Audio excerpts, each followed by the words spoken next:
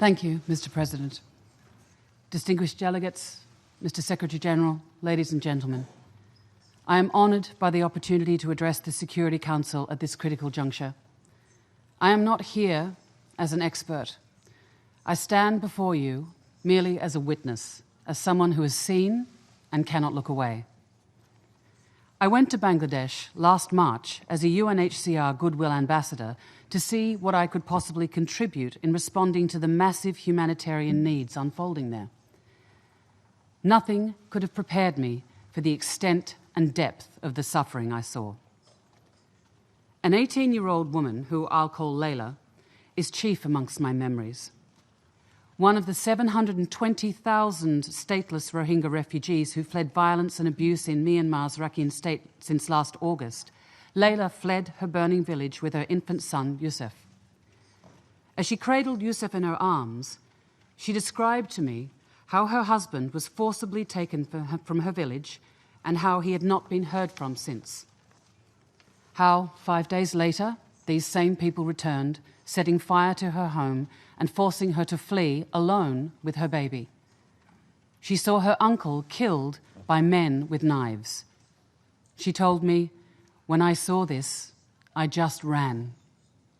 She and her son hid in a forest for months, surviving off plants and trees. Her harrowing journey ended in Bangladesh, where her present hardship persists. Another refugee family took her and Yusuf in, sharing their cramped shelter. And as I sat with Layla, a small child was playing behind me, and I noticed some terrible scars on his leg. And when I asked how he came by these, his family told me that he had been caught in the flames when their home had been torched. Luckily, they pulled him free, but the scars will remain, both the physical and the psychological. If only such stories were atypical. But visiting with refugee families in Bangladesh, I found that they were shockingly routine. Like you, I have heard the gut-wrenching accounts, stories of grave torture, of women brutally violated, people who have had their loved ones killed before their eyes, children who have seen their grandparents locked in houses that were set alight. I am a mother, and I saw my own children in the eyes of every single refugee child that I met. I saw myself in every parent. How can any mother endure seeing her child thrown into a fire? Their experiences will never leave me. And this is why I'm immensely grateful that the Security Council, the principal body responsible for maintaining international peace and security, is working in unison to resolve this crisis. And I am particularly thankful to you, Mr. Secretary-General, for giving voice to the Rohingya over the last decade and for continuing to demonstrate exemplary leadership on this matter. And I must also pay homage to the former Secretary-General, the late Dr. Kofi Annan, who has given us a clear and practical vision to resolve the crisis in Rakhine State, a vision that is shared by this Council and one which the government of Myanmar has committed to implementing. A vision that, if realised, will ensure that women, men and children of different religions, ethnicities and backgrounds in the Rakhine State can thrive collectively. But as this Council and the UN work with the government of Myanmar to ensure this, urgent efforts are still needed for the Rohingya in Bangladesh. Mr. President, it is important to recall that this is not the first wave of massive forced displacement of Rohingya refugees from Myanmar to Bangladesh in the last 40 years. The scale of displacement is so large and so severe that today there are more Rohingya living in exile than in Myanmar itself. In 1978, 200,000 Rohingya refugees streamed into Bangladesh, freeing brutality and widespread abuse. Gul Zahar, a young Rohingya woman, was amongst those who fled. 14 years later, in 1992, another wave of violence forced 250,000 stateless Rohingya refugees to seek safety once again in neighbouring Bangladesh. Once again, Gul Zahar was amongst those who fled.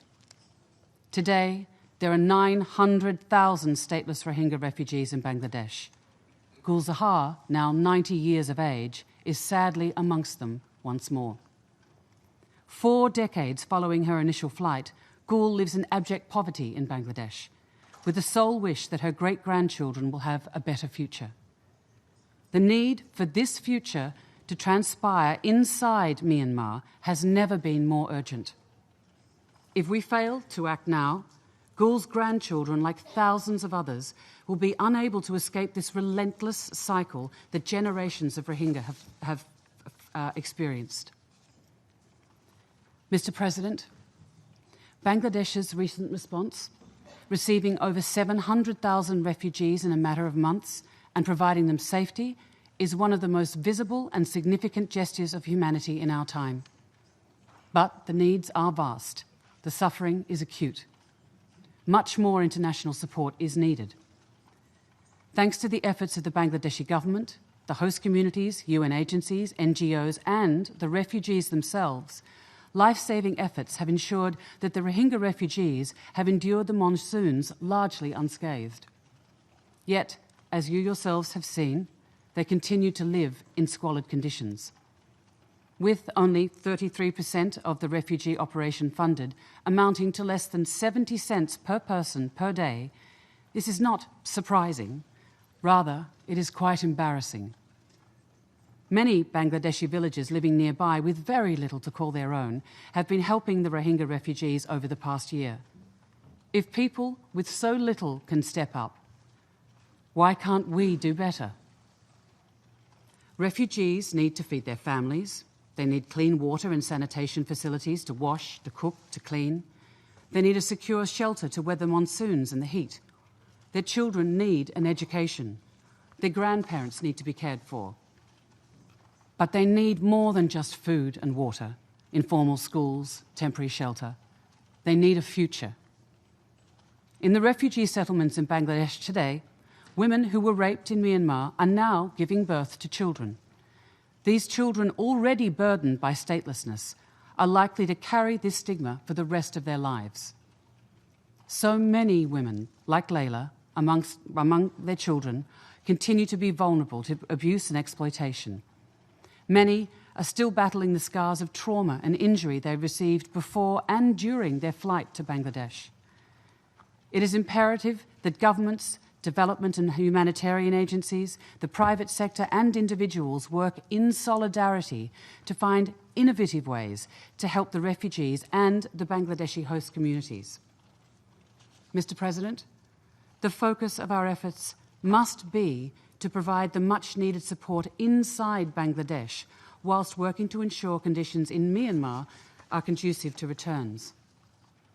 The many refugees that I spoke with consider Myanmar their home, but they have real, deep fears about returning there. The denial of their right to move, their right to marry, their right to work, their right to healthcare and education renders them amongst the most vulnerable people on the planet. Refugees move back home when it is safe and secure to do so. The Rohingya cannot return to the very conditions they were forced to flee. They cannot settle for half solutions. They must know that they belong. A clear pathway to full citizenship is essential. This is not a luxury. This is not a privilege. This is a basic right that all of us here enjoy. A right that the Rohingya do not have. I implore this Council not to forget this imperative and to support all efforts to make it a reality. And in the meantime, to encourage more robust international support required to meet urgent and pressing needs within Bangladesh. My mind often returns to Layla and her neighbours. Did she find out what happened to her husband? Did her shared temporary shelter survive the monsoons? Did she manage to celebrate Eid last week? Will her young son, Yusuf, be able to return home to Myanmar and go to school one day? Or, like Gul Zahar, will he too suffer an endless cycle of fear and forced displacement?